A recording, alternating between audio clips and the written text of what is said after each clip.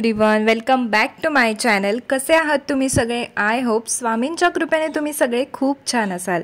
तर कालच्या व्लॉगमध्ये मी तुम्हाला सांगितलं होतं की जो अर्धा दिवस आहे जिथपर्यंत मी काल शूटिंग केलं होतं त्याच्या पुढचं शूटिंग मी या व्लॉगमध्ये तुमच्याशी शेअर करणार आहे। तर तेच मी तुमच्याशी शेअर करते। तर काल मी तुम्हाला सांगितलं होतं बघा की लाडूला आलू पराठे खायचे, तर त्यासाठीच मी इकडे पीठ वगैरे आधीच मळून ठेवलं होतं आणि ते स्टफिंग पण त्याचं बनवून ठेवलेलं। आणि ती स्कूलमधून आल्या आल्या मग मी हे जे आहेत ना आलू पराठे ते बनवत होते, कारण ते गरम गरम छान लागतात त्यामुळे। तर आमच्याकडे बघा 2 दिवस कंटिन्युअसली पाऊस पडतोय आणि थांबतच नाहीये असं आहे, त्याच्यामुळे कपडे सुकवण्याचा खूप प्रॉब्लेम झालाय। तर मी काय केलंय, हॉलमध्येच सगळे कपडे जे आहेत ना ते खुर्चीवरती टाकलेत वाळवायला। मग ऑप्शनच दुसरा काही नाही माझ्याकडे, कारण की रस्सी बांधली असती पण ते खूप वरती आहे बांधण्यासाठी, जागा नाहीये त्याच्यामुळे। आणि आता ह्या दिवसांमध्ये तर सगळ्यांच्याच घरांची अशीच अवस्था असते कपड्यांमुळे।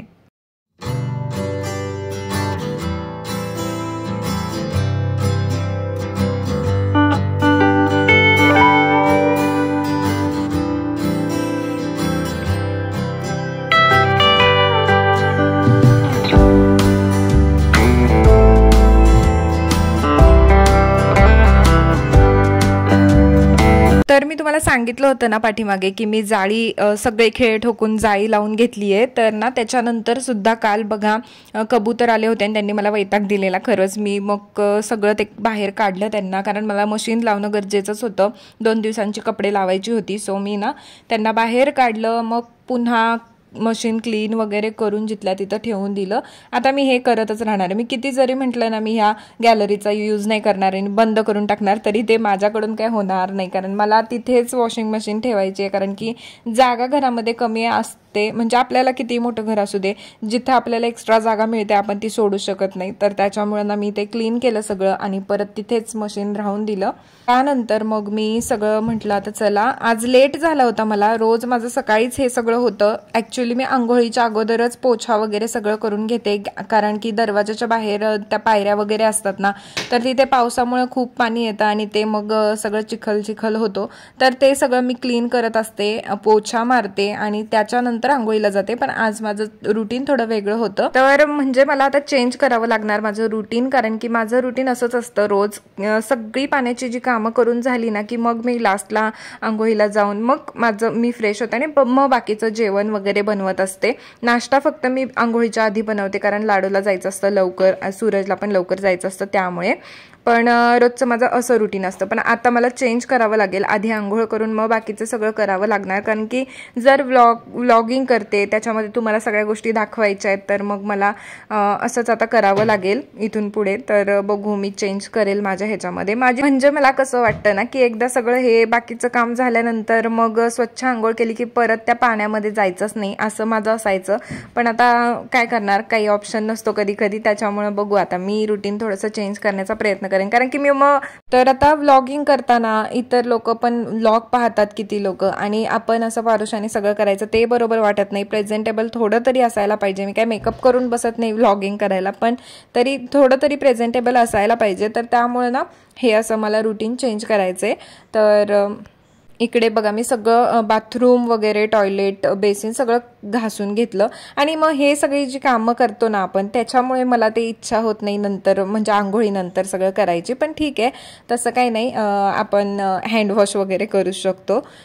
गरम पाणी त्यासाठी मी केलं होतं नंतर हातपाय धुण्यासाठी, गिजर बसवलेला आहे इथे, त्यामुळे काही वाटत नाही, गरम पाण्याने हातपाय स्वच्छ धुतले की मग काही वाटत नाही, कारण हा सवयीचा भाग आहे। आता मला अशी सवय आहे त्यामुळे मला ते कम्फर्टेबल वाटत नाही, पण कितीतरी लोक सकाळी लवकर उठून आंघोळ करतात वगैरे आणि नंतर सगळी घरातली कामं करतात, तर सवय झाल्यानंतर एकदा काही वाटत नाही।